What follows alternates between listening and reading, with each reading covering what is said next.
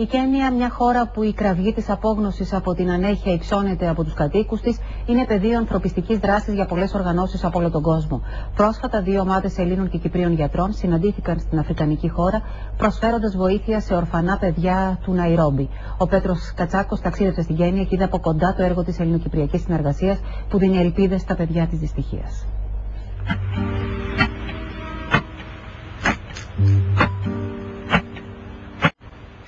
Πριν ένα χρόνο, μια ομάδα νέων ανθρώπων από την Κύπρο φύτεψε κάπου στη μακρινή Κένια ένα δέντρο αγάπης και αλληλεγγύης. Ένα δέντρο που άπλωσε τα κλαδιά του γρήγορα και αντί για φρούτα κάρπισε με χαρούμενες φωνές και παιδικά χαμόγελα.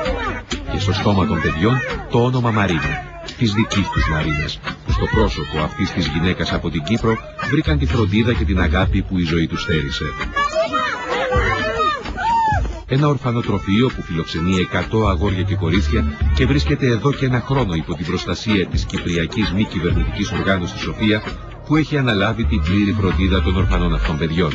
Παίρνουμε φαγητό 7 φορές τη βδομάδα, 3 φορές τη μέρα, συμπληρωματικά γεύματα, συν κάποια έξτρα γεύματα για τα μωρά με το AIDS. Και αυτό συμβαίνει διότι τα μωρά είναι όλα σε sponsorships από Κύπριους γονείς. Το ορφανοτροφείο επισκέφθηκε η ιατρική ομάδα της Ελληνικής Ανθρωπιστικής Οργάνωσης Γιατροί Καρδιάς, η οποία εξέτασε τα παιδιά στα οποία χορηγήθηκαν φάρμακα και βιταμίνες, αφού τα περισσότερα ταλαιπωρούνται από συχνά κρούσματα ελονοσίας, ενώ ανάμεσά τους υπάρχουν και δεκάδες περιπτώσεις φορέων του AIDS. Οι Κύπροι εδώ, οι φίλοι μας, τα προστατεύουν και τα βοηθούν τόσο πολύ που εγώ έχω μείνει έκπληκτη, διότι δεν έχω ξαναδεί τέτοια σωστή οργάνωση και μπράβο τους. Η κοινή παρουσία των 2 οργανώσεων από την Ελλάδα και την Κύπρο στην Κένια έδωσε την ευκαιρία στα μέλη τους να συνεργαστούν και να πραγματοποιήσουν κοινά ιατρία, τόσο στο ορφανοτροφείο όσο και στην καρδιά της Κιμπίρα, της τεράστιας Παραγκούπολης που βρίσκεται μέσα στην πρωτεύουσα της Κένια. Η Κιμπίρα είναι η μεγαλύτερη τενεκεδούπολη της Κένια, αλλά και ολόκληρης της Αφρικής. 1,5 εκατομμύριο ψυχές ζουν στιβαγμένες ανάμεσα σε τενεκεδένια σπίτια. Η Κιμπίρα είναι το βασίλειο της φτώχειας, της διαφθοράς και της παρανομίας. Ένα κράτος σαν κράτη που διοικείται από τους νόμους της τοπικής μαφίας, που νοικιάζει τις τσίγκινες παράγκες, πουλάει το νερό και κρατά στα δίκτυα της κάθε μορφή παράνομης δραστηριότητας.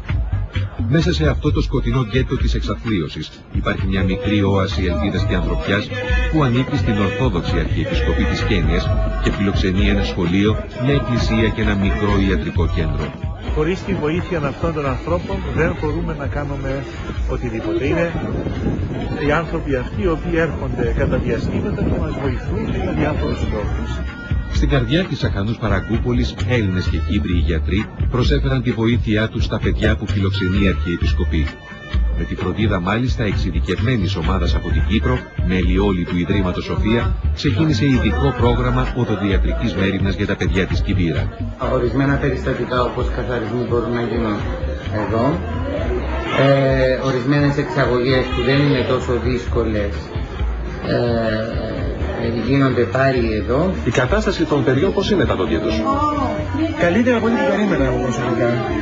Περίμενα να βρω πολύ πιο άσχημη κατάσταση, αλλά σχετικά καλά.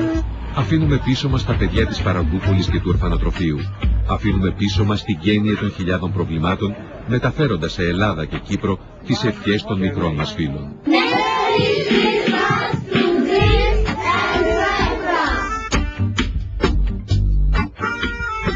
Αξιέπαινες πρωτοβουλίες για να παραμείνει ζωντανή η ελπίδα.